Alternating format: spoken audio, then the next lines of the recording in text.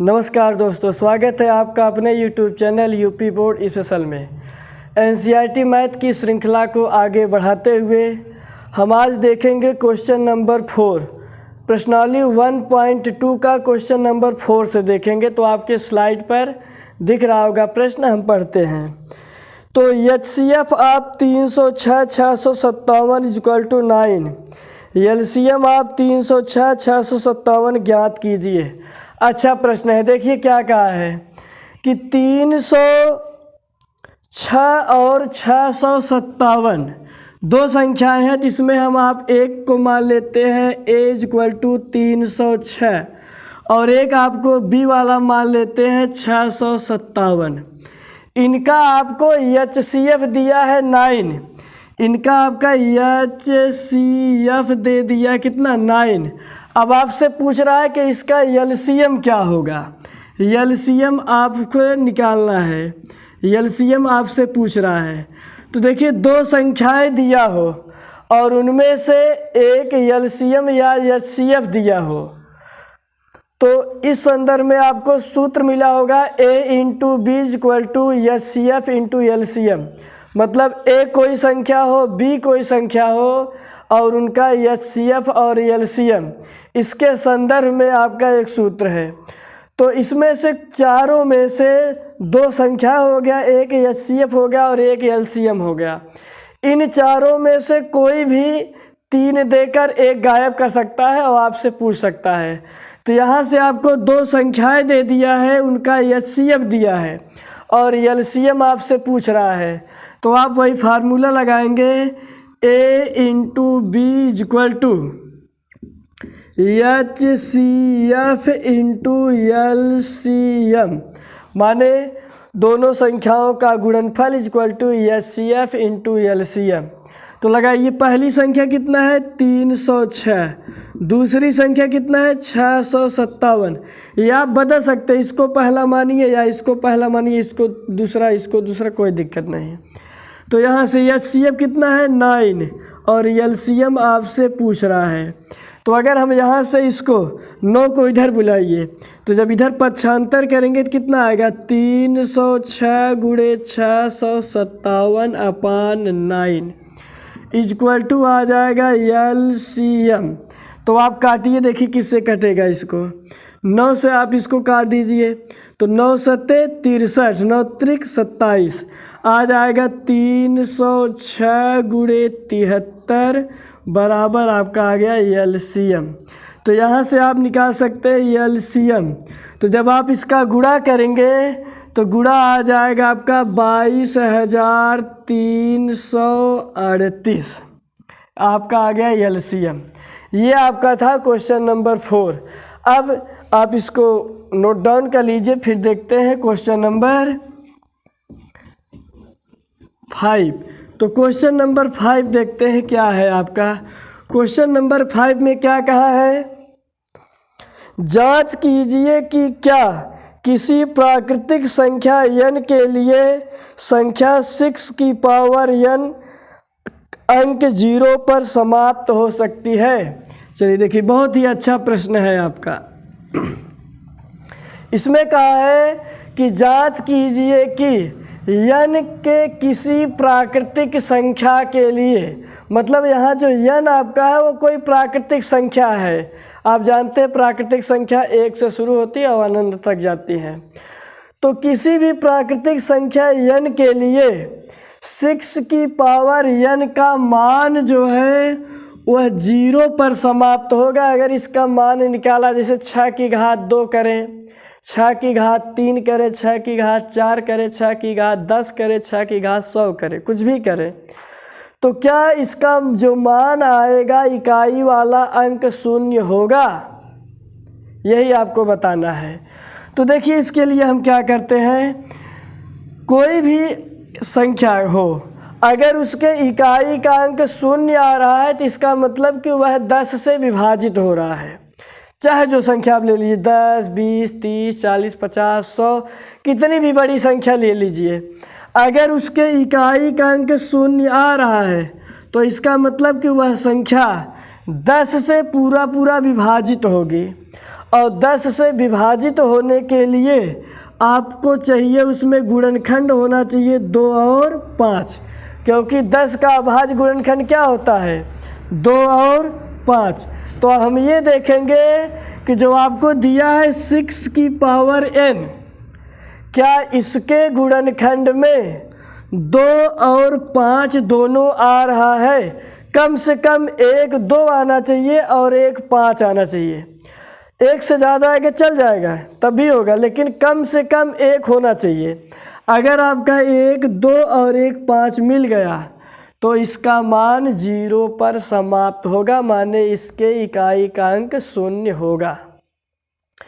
चलिए, तो इसको अगर आप देखेंगे तो जब इसको आप ऐसे लिख सकते हैं 2 × 3 की पावर n, क्योंकि 6 का करेंगे।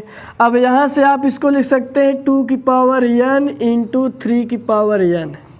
अब देखिए, क्या इसके गुणनखंड में 2 तो आ रहा है लेकिन 5 भी आ रहा है, तो 5 आपका नहीं आ रहा है। और आप जानते हैं अंकगणित का आधारभूत प्रमेय, प्रत्येक भाज्य संख्या का गुणनखंड अद्वितीय होता है अगर आप क्रम को ध्यान में न रखें। तो यहाँ से आप देखेंगे इसका गुणनखंड में केवल 2 आ रहा है और 3 आ रहा है, जबकि आपको चाहिए 2 और 5, तभी आपका जो है इकाई का अंक 0 आएगा। लेकिन यहाँ 2 तो मिल रहा है लेकिन 5 नहीं मिल रहा है। तो इसका मतलब कि जब 2 मिल रहा है 5 नहीं मिल रहा है, तो इसका मतलब कि यह संख्या 10 से विभाजित नहीं होगी। और जो संख्या 10 से विभाजित नहीं होती है उसके इकाई का अंक 0 कभी भी नहीं होता है। तो इसको हम कैसे लिखेंगे, चूँकि आप लिख सकते हैं, हम बोल दे रहे हैं, चूँकि 6 के अभाज्य गुणनखंड में 2 और 5 दोनों गुणनखंड नहीं आ रहा है, इसलिए यह 10 से विभाजित नहीं होगा। और जो संख्या 10 से विभाजित नहीं होती है उसके इकाई का अंक 0 कभी भी नहीं होता है। तो आप इसको लिख देंगे और ऐसे लिखें, तो हो गया 2 की घात 3 गुणे 2 की घात n गुणे 3 की घात n। तो चूँकि अच्छा कहेंगे आप इसका और भी हो सकता है, तो हमने आपको बताया कि अंकगणित का आधारभूत प्रमेय कहता है कि प्रत्येक भाज्य संख्याओं के अभाज्य गुणनखंड अद्वितीय होता है। आप 3 को पहले करिए, 2 बाद में करेंगे तब भी वही आएगा। तो इसके इकाई का अंक 0 नहीं होगा। अब इसको लिखेंगे आप कैसे, तो इसी प्रकार लिखेंगे, चूँकि 6 की घात n में जब गुणनखंड किया जाता है तो 2 आ रहा है किंतु 5 नहीं आ रहा है। इसका मतलब कि इसका गुणनखंड केवल 2 और 3 के रूप में आ रहा है। और अंकगणित के आधारभूत प्रमेय से हम जानते हैं प्रत्येक अभाज्य संख्या का गुणनखंड अद्वितीय होता है। तो इसके गुणनखंड में केवल 2 और 3 है और दूसरा कुछ नहीं है, कम से कम 1 5 और होना चाहिए। तो चूँकि इसके गुणनखंड में 2 और 5 दोनों संख्याएं नहीं हैं, दोनों होना चाहिए, 2 तो है लेकिन 5 नहीं है, तो क्योंकि इसके अभाज्य गुणनखंड में 1 भी 5 नहीं है, इसलिए यह संख्या 10 से विभाजित नहीं होगी। और जो संख्या 10 से विभाजित नहीं होती है उसके इकाई का अंक 0 नहीं होता है। अतः हम कह सकते हैं कि इसके इकाई का अंक 0 नहीं होगा। तो ये आपका था क्वेश्चन नंबर 5। अब हम आगे देखते हैं क्वेश्चन नंबर 6।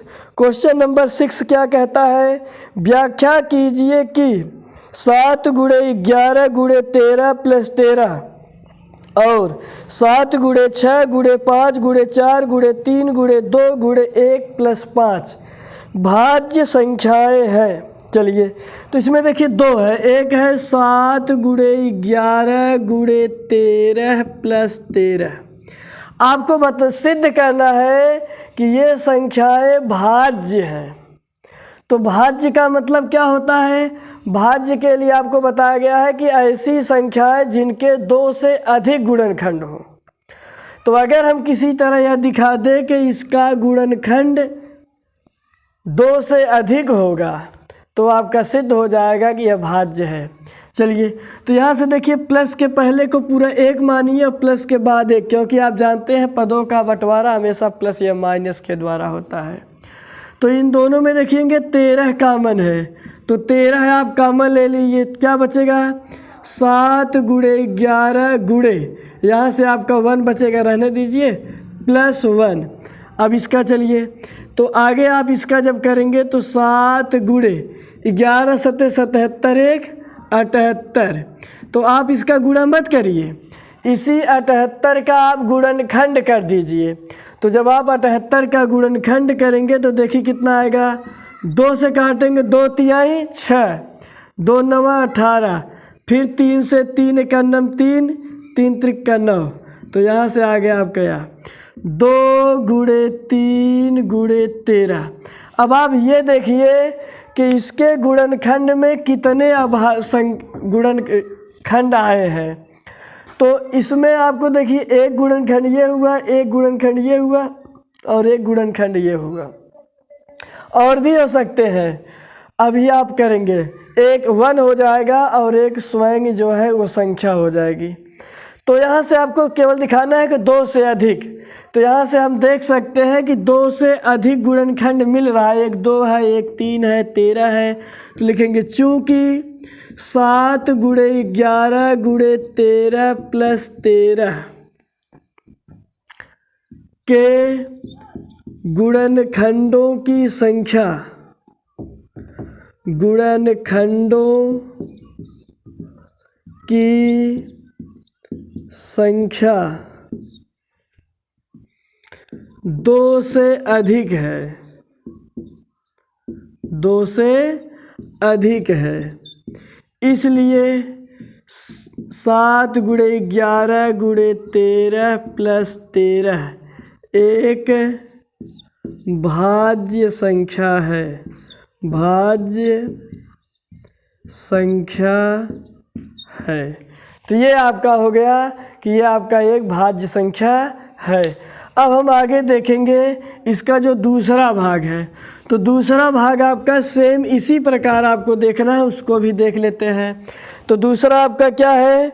दूसरा आपका है 7 गुणे 6 गुणे 5 गुणे 4 गुणे 3 गुणे 2 गुणे, आप आगे आएंगे 1 प्लस 5, तो इसको भी वही करेंगे। अब यहाँ तक पूरा आपका देखिए एक पद है और दूसरा पद आपका 5 है, तो देखिए 5 इसमें भी है, 5 इसमें भी है, तो 5 आप कॉमन ले लीजिए। 5 कॉमन लेंगे, क्या बचेगा? 7 गुणे 6 गुणे 4 गुणे 3 गुणे 2 गुणे 1 प्लस यहाँ से आपका आ जाएगा 1। अब आगे चलिए 5, अब इन सभी का आप क्या करिए? गुणा। तो 5 यहाँ से आप क्या करिए है? कॉमन गुणा कीजिए, तो गुणा करेंगे 7 छंग 42 गुणे 4 तिहाई 12 दूनी 24 एकन्नम 24 प्लस 1। अब चलिए 5 गुणे, जब इसका आप गुणा करिए तो गुणा करेंगे तो आप देखते हैं गुणा करने पर कितना आएगा। जब इसका आप गुणा करेंगे तो आ जाएगा 1008, 1008 प्लस 1। अब इसको आप जोड़ लीजिए, तो जब जोड़ेंगे तो आपका आ जाएगा 1009। अब इसका देखिए कितना गुणनखंड संभव हो सकता है, तो देखिए 5 है, 1009 है और आपका 1 जानते हैं सभी से कट जाता है, तो 1 हो गया। अब आप देखेंगे जिसके 2 से अधिक गुणनखंड हो गए, 5 हो गया, 1009 हो गया, 1 हो गया। और आप जानते हैं भाज्य संख्या होने के लिए 2 से अधिक गुणनखंड होना चाहिए, तो यहाँ से लिखेंगे चूँकि 2 से अधिक गुणनखंड, 2 से अधिक गुणनखंड प्राप्त हो रहे हैं, इसलिए यह आपका एक भाज्य संख्या है। बस आपको हिंदी पूरा लिख लेना है। अब हम आगे देखते हैं क्वेश्चन नंबर 7, जो आपके इस प्रश्नावली का लास्ट क्वेश्चन है। चलिए देखते हैं ये आपका क्या है चलिए अब हम देखते हैं क्वेश्चन नंबर 7। किसी खेल के मैदान के चारों ओर एक वृत्ताकार पथ है। इस मैदान का एक चक्कर लगाने में सोनिया को 8 मिनट और जबकि इसी मैदान का एक चक्कर लगाने में रवि को 12 मिनट लगते हैं। मान लीजिए कि वे दोनों एक ही स्थान और एक ही समय पर चलना प्रारंभ करके एक ही दिशा में चलते हैं। कितने समय बाद वे पुनः प्रारंभिक स्थान पर मिलेंगे। देखिए इस टाइप का अगर आप प्रश्न मिले, प्रश्न को समझिए क्या है। 2 लोग हैं, एक है सोनिया और एक है रवि। सोनिया जो है 18 मिनट, सोनिया जो है वह 18 मिनट में एक चक्कर पूरा करता है, जबकि रवि 1 मिनट को एक चक्कर पूरा करने में 12 मिनट का समय लेता है। दोनों एक ही साथ एक ही मार्ग पर एक ही दिशा में चलना प्रारंभ करते हैं। जैसे मान लीजिए यही मार्ग है, यहाँ से दोनों चलना शुरू करें, सोनिया भी और रवि भी। तो सोनिया क्या करती है, उसको एक चक्कर पूरा करने में 18 मिनट लगता है, जबकि रवि जब चलता है तो 12 मिनट का लेता है। तो दोनों एक ही साथ चले, एक ही समय और एक ही दिशा में चले हैं, तो वे पुनः एक साथ कब मिलेंगे। इस टाइप का अगर आपको प्रश्न मिले, अब सोचिए अगर ये चलते रहेंगे तो चलते चलते कई चक्कर लगाएंगे और कई चक्कर लगाने के दौरान ये कई बार आपस में एक साथ मिलेंगे भी। ये बात अलग है कि सोनिया का कम चक्कर रहेगा और रवि का ज़्यादा चक्कर रहेगा, लेकिन दोनों एक साथ कई बार मिलेंगे। लेकिन जब इस टाइप का प्रश्न है तो समझ जाइए पहली बार वे कब मिलेंगे। पहली बार तो जो पहली बार मिलेंगे वो कम से कम समय में मिलेंगे। या आप ऐसे समझिए जब भी एक साथ मिलने का आपको 6th-7th में मिला होगा, एक साथ घंटी बजे, एक साथ व्यक्ति मिले, तो मिलने का जो समय होता है वह इनका एलसीएम और एचसीएफ होता है। जब भी एक साथ मिलने की बात करें तो समझ जाइए कि उनका एलसीएम और एचसीएफ। तो यहाँ से लिखेंगे सोनिया और रवि के एक साथ मिलने का समय या मिलने में कितना समय लगेगा, तो 18 और 12 का क्या करेंगे, एलसीएम निकालेंगे। मिलेंगे तो कई बार, लेकिन पहली बार जब मिलेंगे पहले चक्कर में कम से कम वाले में, बाकी तो कई बार मिलेंगे, पहली बार कब मिलेंगे। और जब भी मिलने से संबंध में आए तो आप समझ जाइएगा कि एलसीएम है। तो आप 18 और 12 का एलसीएम निकालिए।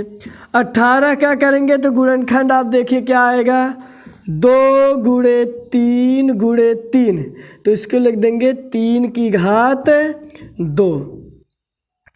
12 का आप करेंगे तो 2 गुणे 2 गुणे 3, तो 2 की घात 2 हो जाएगा गुणे 3।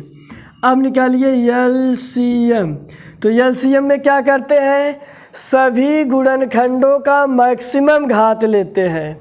तो यहाँ से आपका देखिए 2 बड़ी घात लेंगे तो 2 की घात आपका 2 हो जाएगा। 3 इसका भी बड़ी घात लेंगे तो 3 का घात 2 लेंगे। अब आप गुणा करिए, 2 दूनी 4 और 3 त्रिका 9 चौक 36 मिनट, मतलब 36 मिनट में वे पहली बार एक साथ मिलेंगे।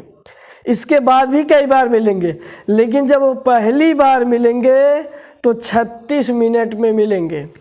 तो ये आपका इस प्रकार प्रश्नावली 1.2 का सभी क्वेश्चन समाप्त हुआ।